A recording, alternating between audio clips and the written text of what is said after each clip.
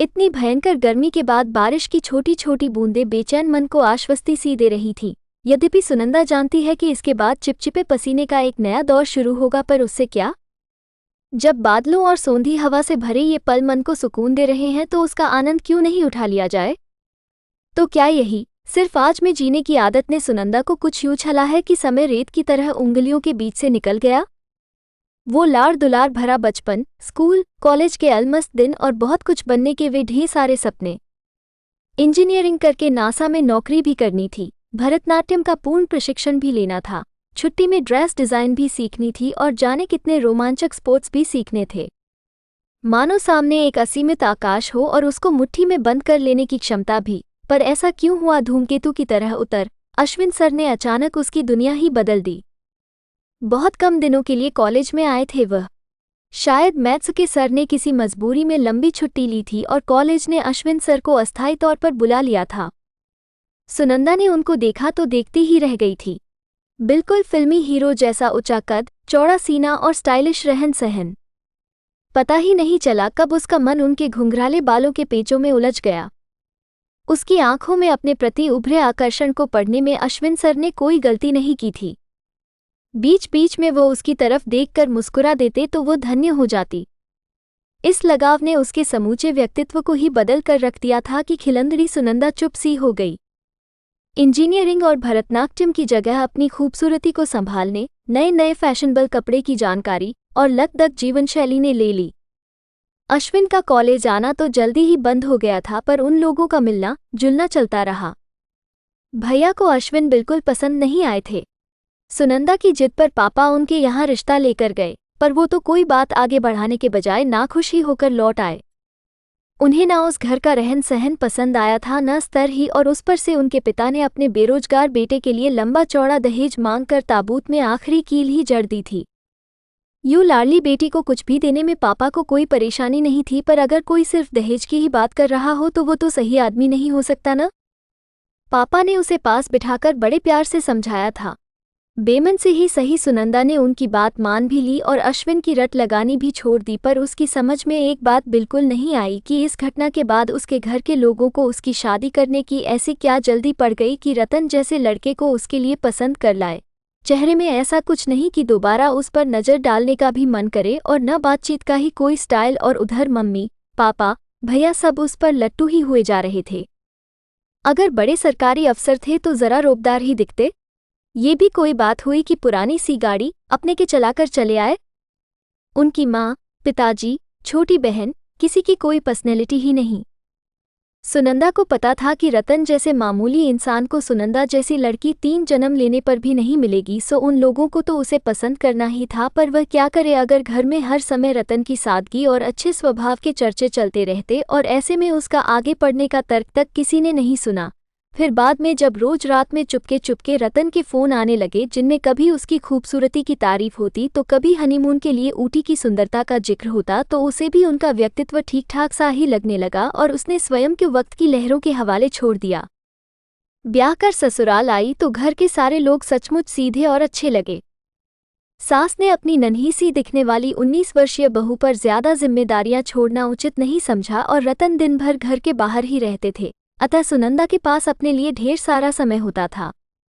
शादी को लगभग साल भर बीत चुका होगा जब बाजार में यूं ही अश्विन सर से भेंट हो गई थी। हाल चाल पूछते उन्होंने उसका मोबाइल नंबर ले लिया और रोज फोन करने लगे थे।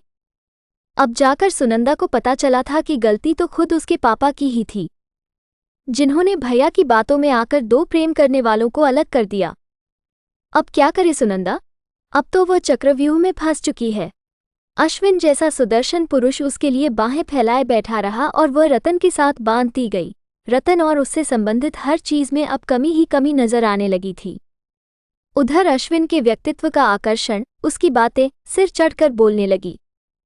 फिर लगा कि भला कब तक 2 नावों में पैर रखकर चलती रहेगी, तो कोई कठोर निर्णय तो उसे लेना ही पड़ेगा। फिर ऊहापोह के उस दौर में लिए गए अपने फैसले के तहत वह उपेक्षित रतन को बिना कुछ कहे एक दिन अश्विन के साथ उनके घर चली आई थी। आज सोचती है तो लगता है कि जिंदगी का वो गलत कदम उसकी नासमझी हो सकती है, पर कुटिलता नहीं, क्योंकि अश्विन सर के बार बार इशारा करने पर भी उसने न रुपए और गहने लिए थे, न कोई कीमती सामान। पर्स में 2,000 रुपयों के साथ वो तो कुछ ऐसे चली आई थी मानो सिनेमा हॉल जाने को निकली हो। अश्विन बहुत नाराज थे। तुम्हें पता है ना कि अभी मेरे पास कोई काम नहीं है। कैसे संभालूंगा तुम्हें? तुम्हारे अपने खर्चों भर पैसे तो तुमको ले आने ही चाहिए थे ना। पर सुनंदा के कोई खर्चे हैं ही कहाँ। बिल्कुल साधारण तरीके से रह सकती है वह। अब वो भी कोई नौकरी कर लेगी और अपनी पहली तनख्वाह से अश्विन को मोटरसाइकिल गिफ्ट करेगी। उनकी हर सुविधा का ध्यान रखेगी वह और दुनिया के सामने प्यार की मिसाल होगी उसकी कहानी।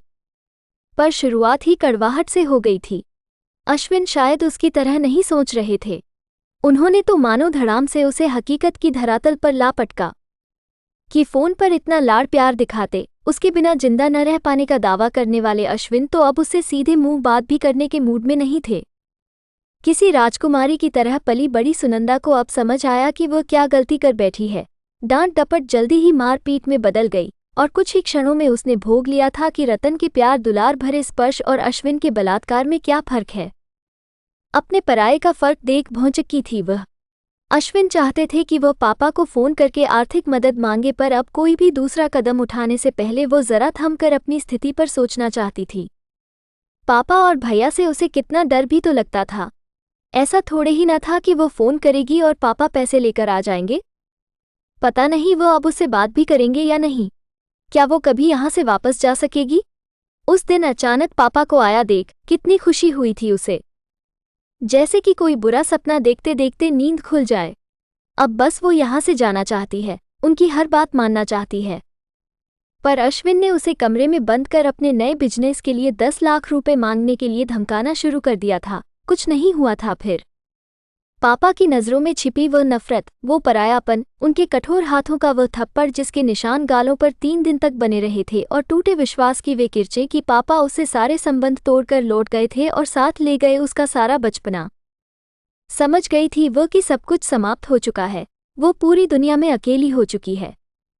वस्तुस्थिति को स्वीकार कर लिया।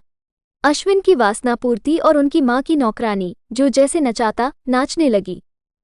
आत्मविश्वास ऐसा टूटा कि दिमाग में ही नहीं आया कि अगर रतन को छोड़ सकती थी तो अश्विन को क्यों नहीं छोड़ पा रही है। या शायद वह एक भयंकर शौक की अवस्था थी, अपराध बोध इतना कि अगर वे लोग उसे कुछ लाख रुपयों के लिए कहीं बेच भी आते तो वह इसी को अपने कर्मों का फल मान बैठती।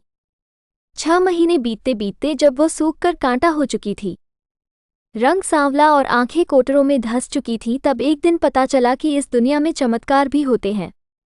उसे तो आज तक नहीं पता कि रतन को इस बात की खबर कैसे मिली कि वह अश्विन के साथ खुश नहीं है।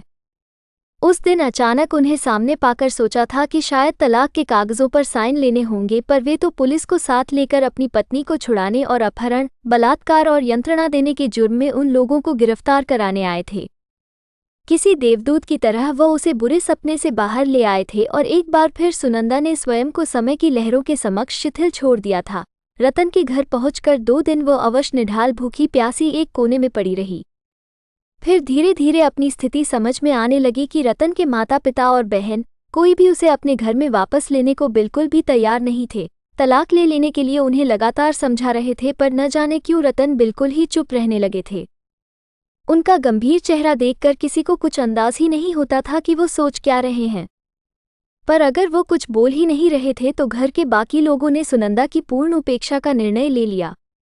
वो भी समझ गई थी कि उसका हाल पूछने उसके मम्मी पापा ही नहीं आए तो यहाँ किसी को क्या पड़ी थी। अगले दिन रतन ऑफिस से लौटकर कमरे में आए और हाथ का बैग एक तरफ रखकर निढाल से कुर्सी पर बैठ गए। रूठी सी नंद भाई के लिए एक प्याला चाय रखकर चली गई थी। डोट, सांवला, टूटा और निर्जीव सा चेहरा, कितने बूढ़े दिखने लगे हैं रतन। सुनंदा के मन में उनके लिए ढेर सा प्यार उमड़ा। वही तो जिम्मेदार है इसकी। कितनी बड़ी गलती हो गई है उससे। कुछ देर वैसे ही उनको निहारने के बाद वो धीरे से उठी और उनके पैरों के पास आकर बैठ गई। मेरी गलती माफ करने के लायक नहीं है ना रतन? रतन ने धीरे से आंखें खोली थीं। उफ, कितना दर्द था उन आंखों में। मैं कभी भी तुमको पसंद नहीं था ना सुनंदा? उन्होंने पूछा तो तड़प उठी थी वह। मैंने आपका मोल नहीं समझा रतन जी। जिसके सर पर असली रत्नों का ताज सजा था वह नकली पत्थर तलाशने चल पड़ी थी। मुझे माफ कर दीजिए। पर रतन शायद ये सब कुछ नहीं सुनना चाहते थे। उठकर कमरे से बाहर निकल गए। बाद में यही उन्होंने अपना स्वभाव बना लिया कि सुनंदा या घर का कोई भी सदस्य उनसे कुछ बात करने की कोशिश करता तो वो उठकर चले जाते। सुबह सवेरे ही ऑफिस निकल जाते और लौटने पर घंटों लॉन में टहलते रहते। कोई कुछ कहने समझाने की कोशिश करता तो वो आधी एक रोटी जो मुश्किल से उनके गले से उतरती थी उसे भी छोड़कर हट जाते। उनकी हालत पर सुनंदा जार जार रोती, पर वो तो नज़र उठाकर देखते तक नहीं। जिंदगी यूं ही तो नहीं कटेगी। सुनंदा ने सबका दिल जीतने के लिए घर के सारे काम काज अपने ऊपर लेने की कोशिश की, सभी लोगों से अलग अलग माफ़ी भी मांगी, पर वो क्या करे अगर कोई उससे बात ही नहीं करना चाहता था। कुछ कड़वा कुछ तीखा मुंह से न निकल जाए, ये संभ्रांतता बनाए रखने के लिए कुछ न बोलना ही सबको आसान लगता था शायद। उधर सुनंदा के मन में गहरा डर भी बैठा हुआ था कि पता नहीं कब रतन का मन पिघलेगा और वो घर वालों की बात मानकर किसी अच्छी सी लड़की से शादी कर लेंगे। फिर वो क्या करेगी। एक अजीब सा सन्नाटा सुनंदा के इर्द गिर्द बिखरा पड़ा था। क्या करे वह, कहाँ चली जाए। वो तो रतन से बस इतना कहना चाहती थी कि भले मारे पीटे प्रताड़ित करे, उफ भी नहीं करेगी वो, पर कुछ तो बोले तो फिर उन्हीं की खुशी। अगर वे उसे सामने पाकर असहज हो जाते हैं तो उनके सामने पड़ने से बचेगी वह। यही उसकी सजा भी होगी, प्रायश्चित भी। सुनंदा अपना सामान समेटकर घर के बाहर वाले छोटे कमरे में आ गई थी। अगर हर समय गिड़गिड़ाने से माफ़ी नहीं मिलेगी तो इसे समय पर छोड़ना होगा। सोचना ही पड़ेगा कि भविष्य में वो स्वयं को कहाँ पर देखना चाहती है। अगर दीनता की प्रतिमूर्ति नहीं बनना है तो अपने अंदर वो शक्ति संचित करनी होगी कि लोग उसकी इज्जत करने को मजबूर हो जाएं। जीवन को एक नई दिशा देना है तो अपने पैरों पर खड़े होना पहली ज़रूरत थी। घर के पास स्थित एक छोटे से स्कूल में कुछ घंटों की नौकरी का इंतजाम कर सुनंदा ने कॉलेज में एडमिशन भी ले लिया। पाई जो कभी बीच में ही छूट गई थी, पहले उसे ही पूरा करना होगा, शायद तभी आगे सोचना संभव होगा। जीवन एकाएक बहुत व्यस्त हो गया। यथासंभव वो रतन के सामने पड़ने से बचती, पर कभी कभी छुपकर दुख की उस मूर्ति के दर्शन जरूर करती रहती जिसकी दुर्दशा का कारण वह स्वयं थी। उनकी उदास मूर्ति उसे और मेहनत करने को उकसाती। कड़ी मेहनत के उन कई वर्षों के बाद एक दिन ईश्वर उस पर प्रसन्न हो गए। प्रोबेशनरी ऑफिसर की परीक्षा पास कर ली थी उसने और अब जल्दी ही किसी बैंक में नौकरी भी मिल जाने वाली थी। कमरे के कोने में रखी उसी कुर्सी पर बैठे थे रतन। जब अपना रिजल्ट उनके हाथों में रखकर वहीं जमीन पर बैठ गई थी वह, मानो उनकी बगल में बैठने की हैसियत ही नहीं थी उसकी। खामोशी से कागजों को उल्टे पलटते गंभीर आवाज में बोले थे वह, मैं तुम्हारे भविष्य के लिए परेशान था, पर अच्छा है कि तुम अपने पैरों पर खड़ी हो सकती हो। अब मैं बिना किसी परेशानी के तुमको अपनी पसंद का जीवनसाथी चुन लेने की सलाह दे सकता हूँ। चौंक उठी थी वह। तो क्या पहले उसको विदा करके तब अपने लिए सोचने वाले हैं वह?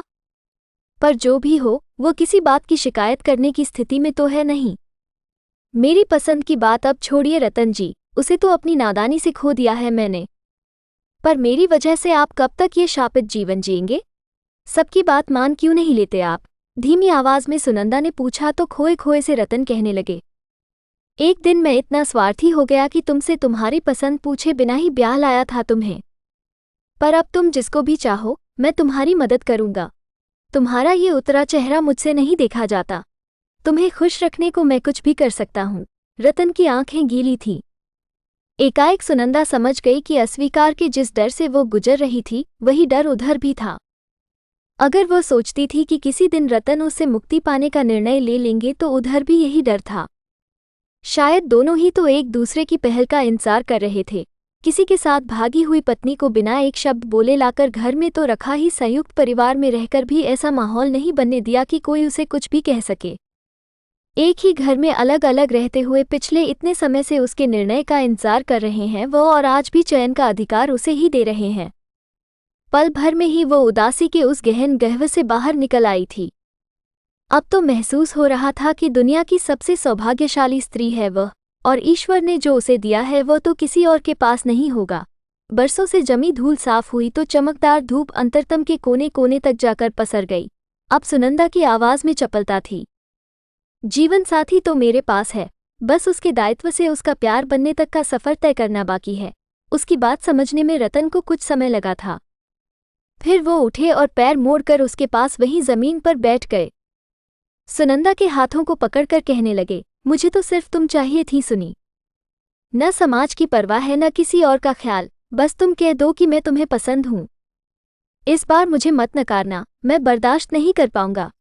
तुम्हारी पसंद पर पूरा उतरने के लिए मैं कुछ भी कर सकता हूँ सुनंदा, जानती है वह। पता है उसको। मूर्ख तो वो थी जो ऐसा अथाह प्यार अपने आंचल में समेटकर भी खुद को असहाय समझती रही थी। पर अब अपने इस प्राप्य को संभाल कर रखना उसे आता है। आत्मविश्वास से ओतप्रोत सुनंदा उठी, हाथ पकड़कर रतन को उठाया और सास ससुर के कमरे में जाकर उनके पैरों पर झुक गई। हमें नए जीवन का